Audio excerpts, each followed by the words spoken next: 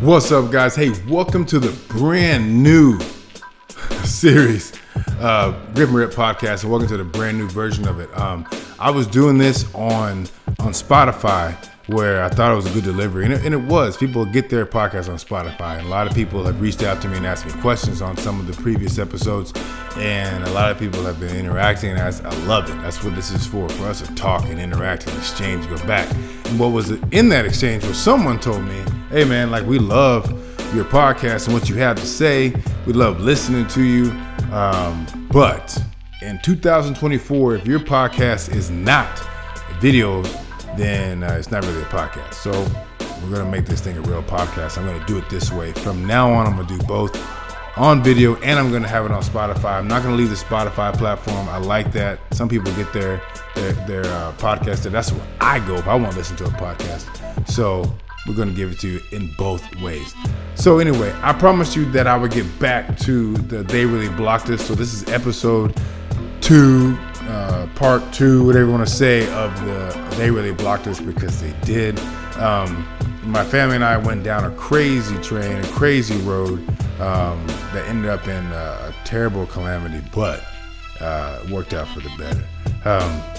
We were working with a company, as I told you in part 1, that had given us all these lofty claims and what they were going to do for us, how they were going to work with us, and I shot some commercials with them. I talked about that. They sponsored our trip to the James Stewart Ride Day in Haines City, Florida, which was a gift that we received from racing at the Freestone Raceway at the James Stewart Spring Championship, and that was an awesome experience. So nothing can even taint that. This whole experience can't even taint that adventure. That was awesome. But in saying that, I'm never going to tell you out of my mouth the name of the company we were dealing with. Not because I'm ashamed of it, not because I'm fearful, not because I'm worried about what might happen, but because I don't want to give them any more marketing, any more pub, any more push than they deserve, because they don't deserve anything else from me or anyone else in that matter. So I'm not going to say it, but if you want to know who it is, I'm going to tell you where to find the information. So go to the Gangsters web, YouTube. You can go to my website too. I'll take you to the YouTube, but go to the Gangsters YouTube channel and check out the James Stewart Ride Day video. Within the first 40 seconds, you're going to know exactly who I'm talking about right now, and that's going to give you a little bit of insight to how this went down. I spoke about what they did for us in that video, so there really is no reason to hash on it, and I also told you about it in part 1. But it got crazy, man. Like I told you, the end of that part, that it got weird, and it did get weird, because they started acting strangely. They started asking for some incredible things, and it just stuff we couldn't fulfill. It felt like they were putting a pitfall for us to fail, so they could point the finger and say, "See, yo, this is how he did it. This is why he didn't make it." So it was a weird exchange of things. We were sitting there spinning our wheels, trying to give them what they asked for. Us knowing that was really hard to do, and some things were impossible. We got a new athlete person during this time, somebody we thought would help us, who we were told was better for us than the company marketing people that have been working with us. And you know what? Like, I was more in the camp of saying, yeah, I guarantee they are, because you guys are absolutely terrible. So we got her. She was good, man, and she did all she could to help us. She worked with influencers and YouTubers, not necessarily motorcycle riders or motorcycle families, but our language made sense. It meshed when we spoke. She understood us. We understood her. And she took a lot of what we said up the chain in hopes to get things moving. But she couldn't, and not because she wasn't trying, but because she had all the knowledge and all the know-how, but none of the power. The power resided in the company and its powers that be. So it was tough.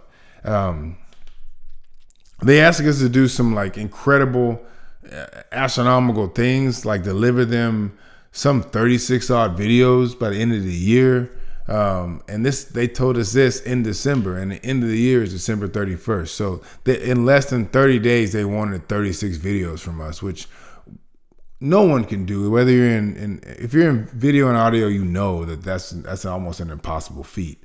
But we kicked back, And then we ended up with a couple of videos they wanted us to complete. And so we got there and we did it. One video they wanted me to record it on the Hero 12, the GoPro Hero 12 they gave us as we were leaving out to Haines City. Their initial thing was we want all content you shoot to be exclusively on this camera. Now, GoPro makes a phenomenal action cam, but when it comes to vlogging style videos and all that, it just doesn't work. And they wanted us to do everything on this little camera, and it wasn't going to happen. But they asked for one video that we were going to do to be on this camera, solely on this camera. So reluctantly, we shot it. Even after exchanging with them and telling them that it wasn't really going to work, we shot it, and it was a terrible video. To be honest, it wasn't any good, but we did our very best with what we had. And they spun that on us, in my opinion. So I'm the only perspective there is right now. They spun that on us to tell us that it wasn't really up to par what they wanted, and we knew that because we told them this is not going to work. It just seemed like everything that we were doing, we were trying to give them what they asked for, but they were trying to make sure we didn't. And that's how I feel about it. And so as we kept going and trying to do videos, they just kept telling us that we weren't doing what they asked. When we were, but they were asking for things that were, below the bar. They had things written in, they had a contract they sent, and man, in that contract, it was like, first of all, it referred to me as a her.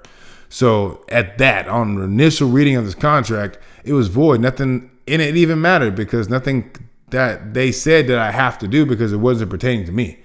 But they had things like, hey, we're, any slogans or mottos or things you live by, they all belong to us in the time frame of you sign this contract until the end of the termination. So I was like, yeah, right. Like, this is mine. These things belong to me, our family. We say these things. You're not going to take these things from us because we initially tried to couple with you for you to help us deliver our mission.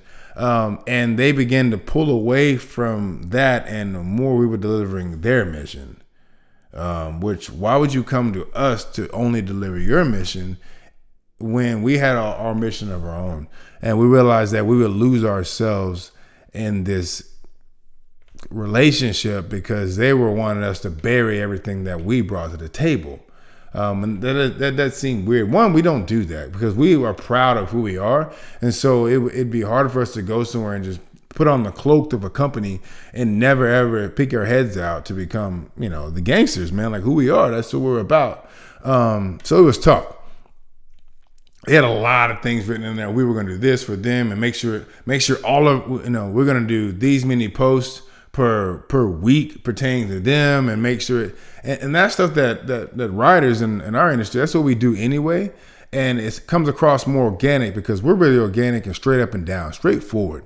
And we were hoping that entering this relationship with them, they'd be straightforward with us, but they weren't. A lot of their answers were really vague. They were really elusive. And we never really got anywhere. The only thing we did get was blocked. And that happened as we got back and we had done the videos for them already. We hadn't heard from our athlete lady in a while. So my wife called and, got a hold of her, and she started talking to her about what our plans were for 2024 since we were already in 24 at that point. And she said, well, I can't really because I resigned 2 days ago. So that was a shock to us. Hane then comes in and tells me, hey, she resigned. I was like, resign, like quit? And she's like, yeah, she no longer works for the company. And I was like, all right, well, okay. So I went through my rack to find people that we had talked to, and I reached out to the guy that we had scouted with for the commercials, rang twice, hung up with him. I was like, okay. So then I had my wife call the person who initially reached out to us to start this whole saga, reach out to her and ask her. So my wife called her and it rang, and went to voicemail. So that's a voice message. And then, so I said, well, you go do your thing. I'll call. So I called, and then it rang twice and went to voicemail.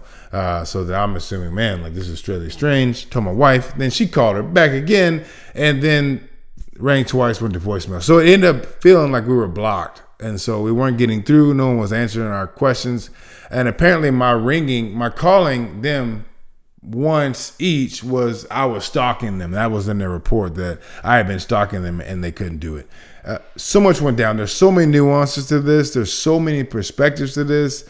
Like as I'm doing this, I'm realizing that I can't even convey to you exactly what went down by myself. And so I'm going to go and talk to my wife and try to twist her arm to get her on here so we can go back and forth on what went down, because what she saw and felt and what I saw and felt are different. I just know that we got blocked. And the company that blocked us, like I said, go to our YouTube channel. You'll know exactly what I'm talking about.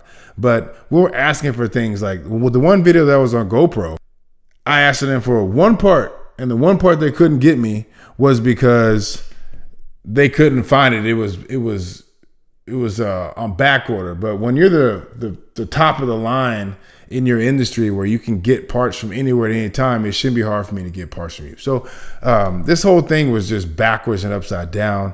And I'm still trying to wrap my head around it. And I think it would be the best to sit down with my wife and you guys get to hear what she felt, because she was feeling it from not a motorsports perspective, but from a mom, from a supporting wife, and from somebody who knows marketing, who knows athletes. She has that in her bag. Her profession marketing is her profession.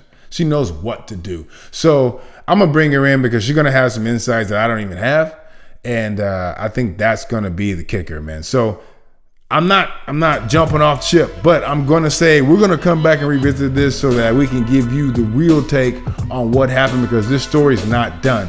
Thanks for listening to this episode, part 2, the to be continued version of They Really Blocked Us.